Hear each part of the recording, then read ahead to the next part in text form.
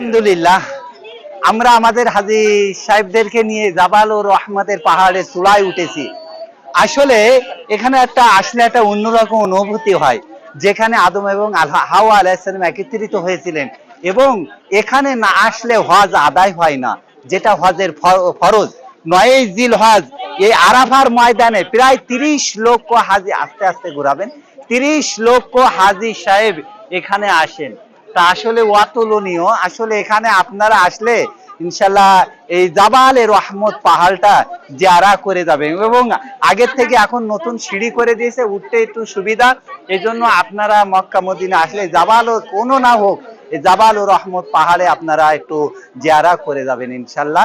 তা আসলে খুবই চমৎকার দৃশ্য এখানকার। আসলে বিভিন্ন দেশের হাজী সাহেবগণ এখানে আসেন। তাই এটা হলো সিঁড়ি। এই সিঁড়ি দিয়ে যাতে অসুস্থ বয়স্ক মানুষ তারা উঠতে পারে, এই জন্য এই দিক থেকে সিঁড়ি করা আছে। আপনারা সিঁড়ি দিয়ে এই দিক থেকে আসবেন, আমরাও এসেছি। আর দ্বিতীয়ত ওই দেখেন লক্ষ লক্ষ হাজী সাহেব এদিক থেকেই আসে। আসলে বিভিন্ন দেশের হাজী সাহেবগণ এই জাবালে রহমত পাহাড়ের চূড়ায়, রহমতের এই পাহাড়ে ওঠার জন্য। আর এই চতুর্দিকে সেই জিয়া গাছ, অর্থাৎ জিয়া টিরি বলা হয়, নিম গাছ, যেটা বাংলাদেশ সাবেক রাষ্ট্রপতি জিয়াউর রহমান তিনি এই গাছগুলো রোপণ করেছিলেন।